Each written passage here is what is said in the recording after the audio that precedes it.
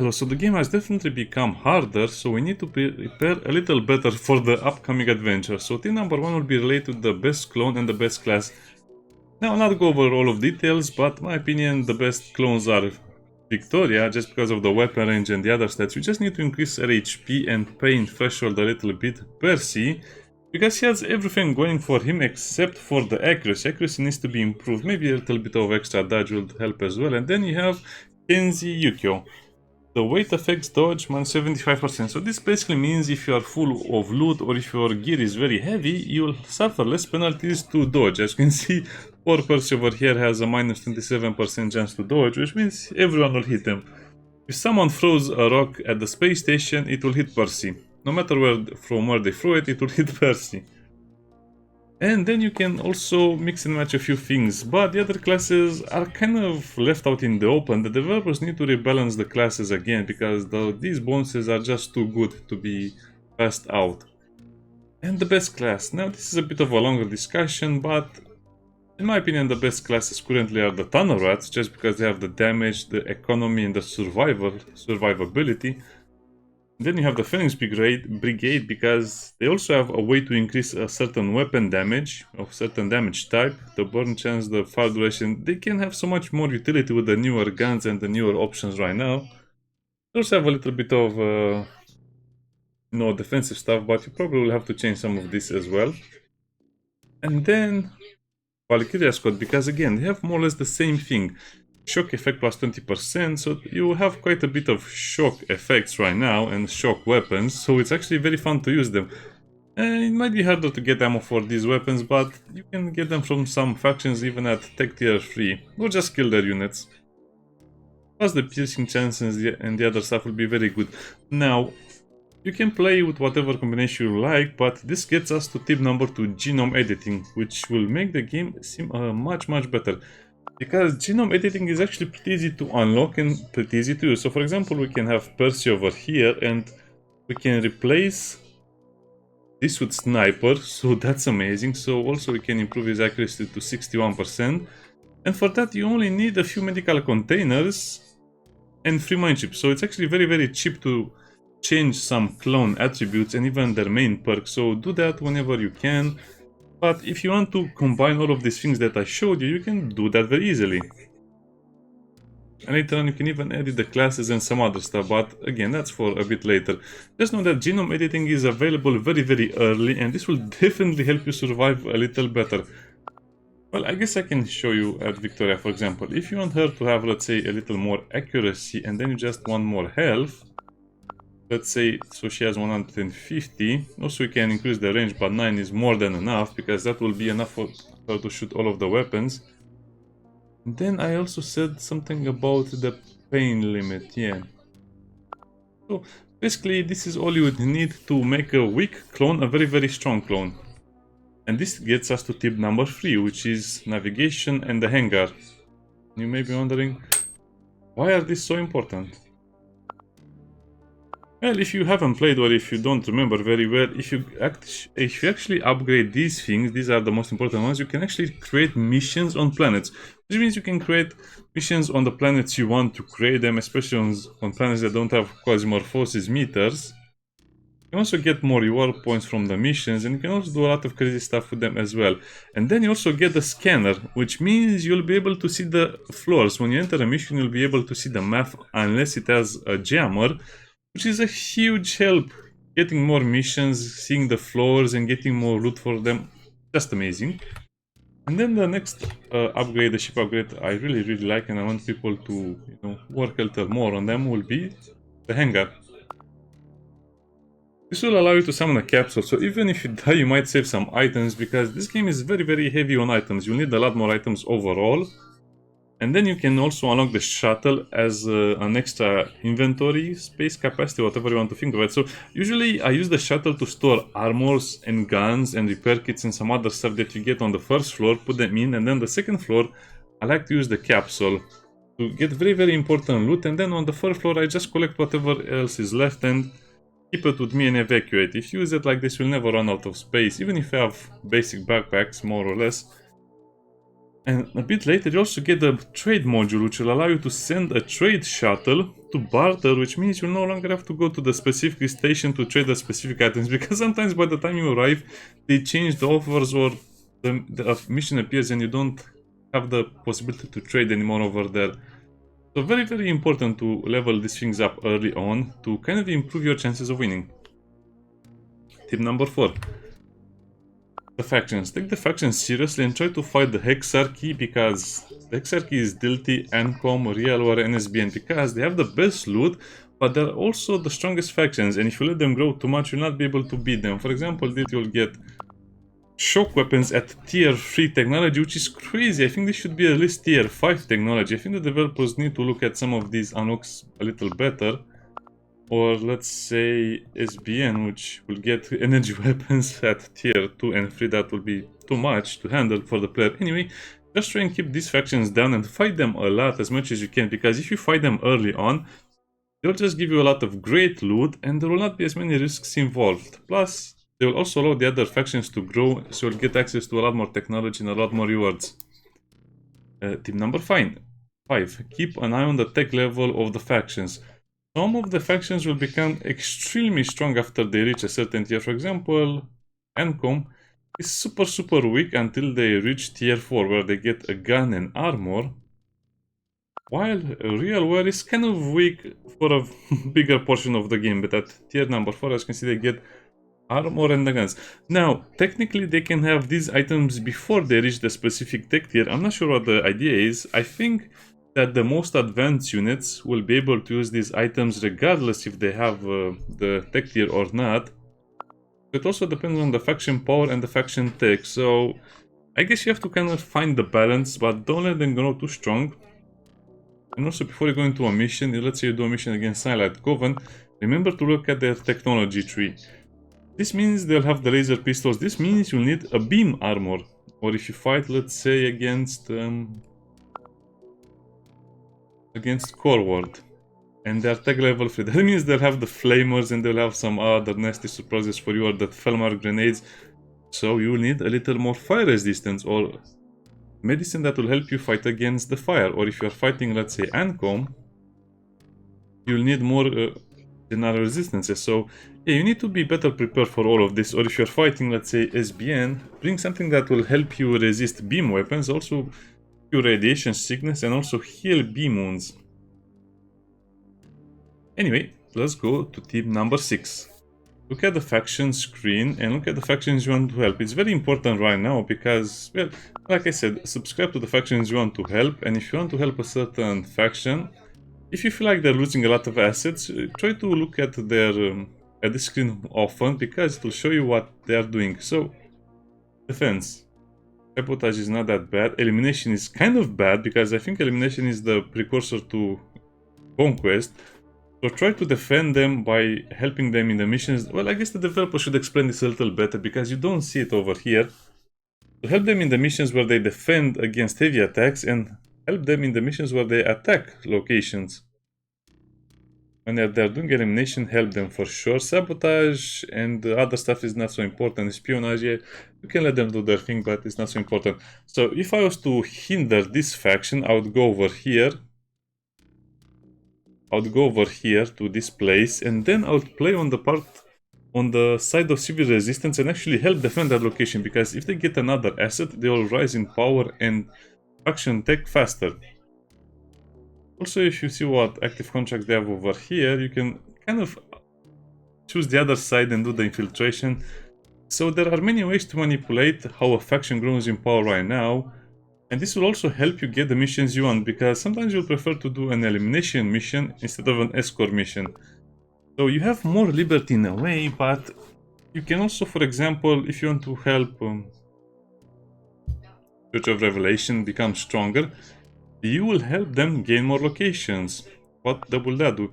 That will increase their tech much faster, so you can get access to these brutal weapons over here. So to get what you want, to get the build you want, you probably will have to work a lot more than before, because nothing is random anymore. It's actually very well thought of right now. And as the player, you can influence this a lot. And I'm saying this because in the future we'll also have faction diplomacy, so the factions will probably ally with each other. So expect the Hexarchy to work together, or expect some of the more distant factions to work together as well. Again, it's a lot of if, but just look at this if you want a certain item. Or for example, the big thing that most people complain about, you want buffalo backpacks. Okay, then you either fight Realware or you help them reach tier 3, or even both. For example, you will help Realware until they reach tech tier 3, and then you'll only do missions against them because you'll have a much better chance of getting their backpacks from their mission. And this is how I did it as well. I guess it's a reliable strategy to get what you need. Okay, let's go to team number 7. You need to produce a lot of medicine. So let's look at the ingredients that we'll need right now, because this is very important. Some people say, well, you cannot use rags anymore, correct? But so that means we'll have to use bandages and splints. Well, not exactly. Let's kind of go through all of this. So basically, the wounds are very hard to heal right now. Let's look at the glue. The glue will heal cuts, deep burns, electrical wounds, and chemical burns, for example. So yeah, that's going to be a little harder to understand, because if you get a deep cut, it will not be healed by the glue. Again, it's a little bit of a complicated system. I'm not sure I can explain this very well. Or for example, if you get a fracture, it can only be healed by the splint, more or less. But as you can see, the splint only has a 70% chance of healing it anyway. You also have the blast wounds, the pierce wounds, the cut wounds, and so on. So what I recommend is you try to gather all of the ingredients for the medical supplies. I also recommend you get the recipes if you can, but that's random, so And you will have to work with a few medical items. Mostly you will have to work with medical kits, because the medical kits will heal all wounds. And they give you 15 regeneration. And they also heal the infection and poisoning, but they also reduce the pain, and they're active for 2 turns. Again, it's much better if you use specialized equipment. But sadly, to make the first aid kits, you'll need a lot of bandages and a lot of splints. So I recommend you have first aid kits, I recommend you have the sorbents, and then I recommend you just have a lot of hydrogels, because the hydrogels will heal most of the issues that will come across, like chemical burns, radiation wounds, electrical wounds, plus the regeneration and some other stuff. So yeah, it can become kind of annoying, because you'll not have the pills to heal certain things. So let me see if I have some of them. I think I have them. Okay, see? This will heal radiation, and it will also increase the healing chance. Healing chance of what? Well, good luck with that. So increases the healing radiation wounds, but also this will heal also radiation. So it's a little hard to understand right now. So any beam weapon that you get shot will produce radiation, and you can reduce it. Ars is radiation. I don't know why it's Ars. Meh.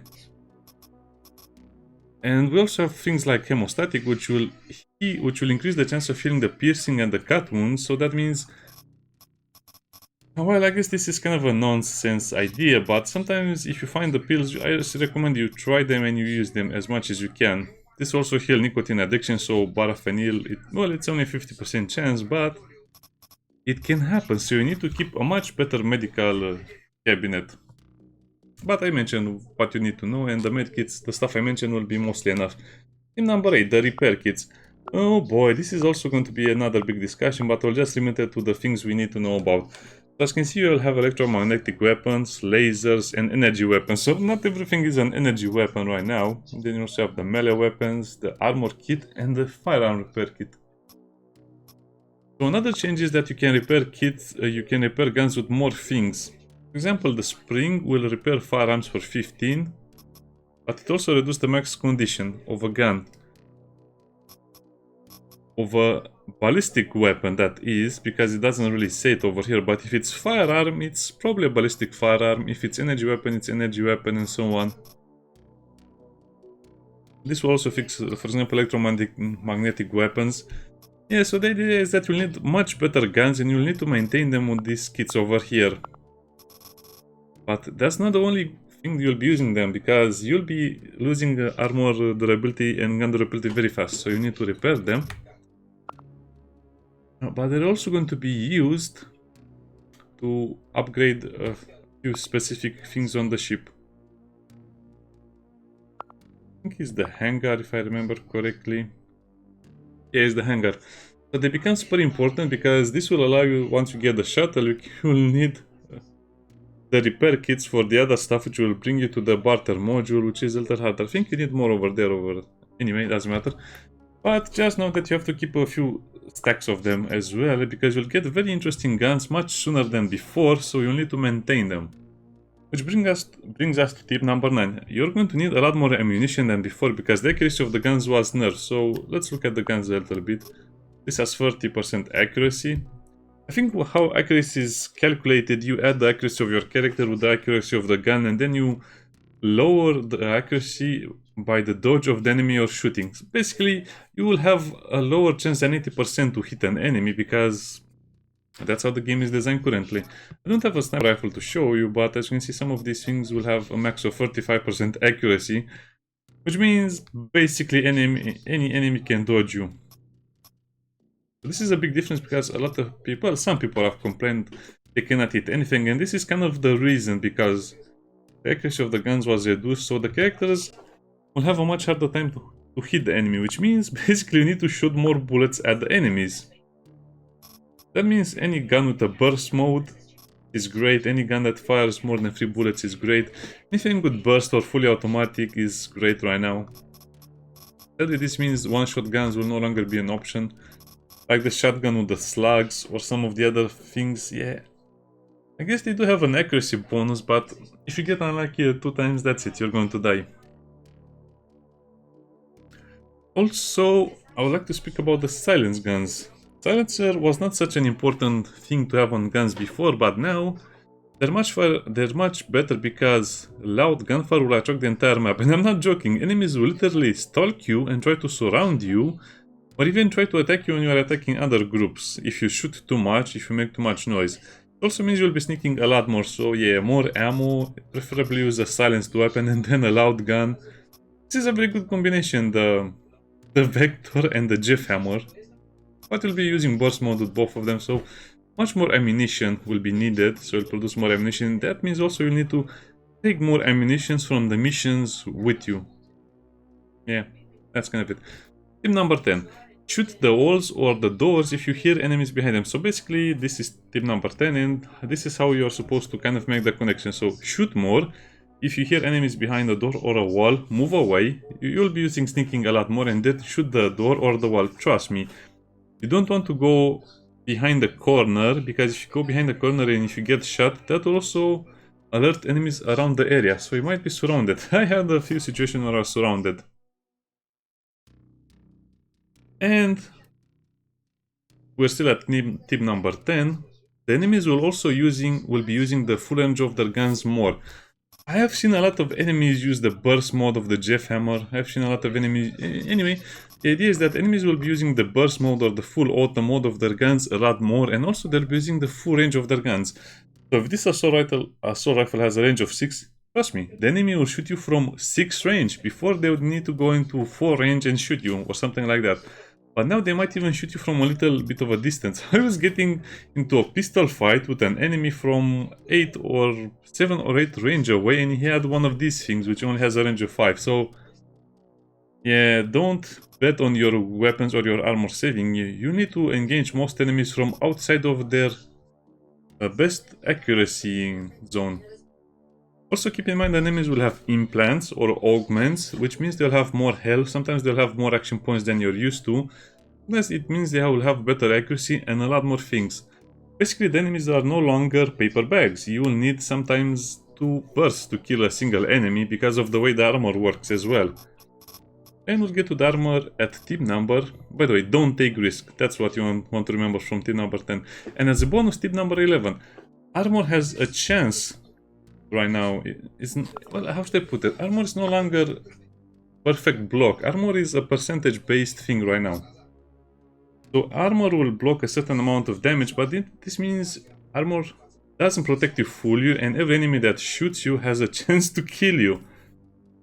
Because if you have, let's say, 10 shock armor, that means you resist shock 22%, which means you take 78% damage from the shock weapons. And let me show you one of the shock weapons, because this is the horrifying part. 1 to 40, you can fire 5 times, and it has the painful crit modifier, which means it can deal triple the amount of damage. So if you calculate, let's say, it hits you for 10 each time, so if it fires 5 times, it will be 50 damage, and if it crits, 300 damage, and if you reduce 300 damage, that's 240 damage. It's not going to survive it, and this is a huge difference, because even with 50 armor, that's not enough. 50 armor will be 74 resistance or something like that, lower than that. So 54 armor in blunt is 74 reduction.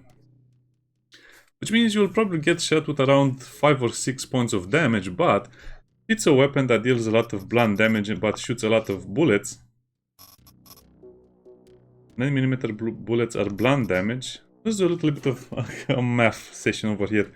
If it fires 6 times, and if it has minimum damage of 20, that's 120 damage. Oh boy, this has the painful crits modifier as well. That's horrible. Okay. So 120 damage, and you only take 75% of that. So that will be 30 damage. 30 damage, but if it's a crit, it will be 90 damage. So that means a crit from this weapon will most likely kill you, even if you have this amount of armor. Because remember, you are getting inflicted with pain every time you get hit by something. Pain is one of those things that was never really explained to us, so just imagine you're getting 1 point of pain for every bullet you get shot with that does a considerable amount of damage. So yeah, that means even if you survive, you might be stunned, or you might have other issues, you might be injured. The injuries might also give you debuffs and such, so yeah. It's going to be very hard to tank hits right now. Sadly, it's almost impossible. I think the developers need to look at the armor and how it works again. Because if you gather too much physical armor, blunt, cut, pierce, you will be very weak to elemental damage. Sadly, this also means, again, I mentioned that the enemies will shoot their guns more, and they'll use the burst mode and the full auto mode much more. Sadly, this means that elemental damage will severely damage you, and if you take too much elemental resistance, you will be destroyed by the normal guns with a burst mode or fully automatic. This also means that fire is very dangerous again, because you'll be taking a lot of damage with fire every turn you spend in fire. Plus, remember that the energy weapons and the energy ammo can cause burn. So you might think, well, it's only 20% chance to burn. No, it's not. Because the burn chance is 20%, but you also have to take into account the crit chance. So for example, DLT battery ammo has a 16% crit chance, and if you get critted by an energy weapon, you also catch fire. So yeah, it's basically kind of like a 36% chance to get burned by energy guns. So basically, 1 in 4 or 5 shots you'll get fired near you when you get hit by an energy gun. So, good luck surviving that. Plus, the enemies also use the grenades more. The enemies are using grenades a lot more if they have them in certain situations. So yeah, fire is dangerous. Enemies with any kind of burst weapon are dangerous right now, especially because the damage is not that different. Only the range was different, and now that's also kind of fixed. So yeah, 11 tips to help you survive in this cruel version of QuasiMorph. As you can see, I'm using kind of like, well, this is the best option I found to survive. I don't have the bandages that I mentioned or the medkits just because I died a lot, but... Oh yeah, also I forgot to mention this, which is kind of an important thing. Some food items will give you extra health. So for example, the Wagyu steaks and some of the other stuff like the tuna steaks will give you 5 health. That is temporary for the mission. So at some point, you'll see that you'll reach about, I don't know, 20% extra health because you are eating luxury items. So this is very important. As you can see, I'm wearing different types of armor that give me basically resistance to physical and fire and beams. And the veteran vest is also super important right now because it gives you resistance to most of the things. Fire, beam, pierce, blunt, cut, no, but it's useful enough. So beam weapons will still be very damaging to me, but you'll need at least 30 armor in something to actually reduce the damage considerably enough. But I think the developers should just remove the crits from the game because they don't really play a point. And if you get the critical damage bonus, if you get critted by a weapon, you should only receive a wound plus more of the effect. You should not get extra damage from a critical attack. Yeah, that's my opinion at least. So yeah, this is what I have currently with some of the best gear you can get in the early game, and these things are hard to find. So you can only imagine how the game will become once the enemy factions start wearing their super good gear. And once they start having some of their best augments in game. And I showed these a lot of times, but I can show you them as well. So they can even have stuff like this. They can have improved armor because of the body implants, or with the healing, or they can even have, let's say, something like this. So they can treat you a lot more. These are just basic mech parts. If you encounter the military versions of the robots, which are the ones with two thingies, by the way, the game is basically a huge meme in a way, a huge Easter egg. So this is supposed to be not Patley, but Appleseed. I think this is supposed to be from Appleseed. The droids are from Appleseed, more or less, or from other locations, other animes and such. So yeah, be very careful if you start encountering the war droids, because they're weak in the beginning, and also cut off their arms and just cut them off in pieces, because you'll have a chance to get these things. For example, the controller will give you ranged accuracy and crit chance. I'll have to do another video on all of this once I get my game properly situated. See you next time, bye bye.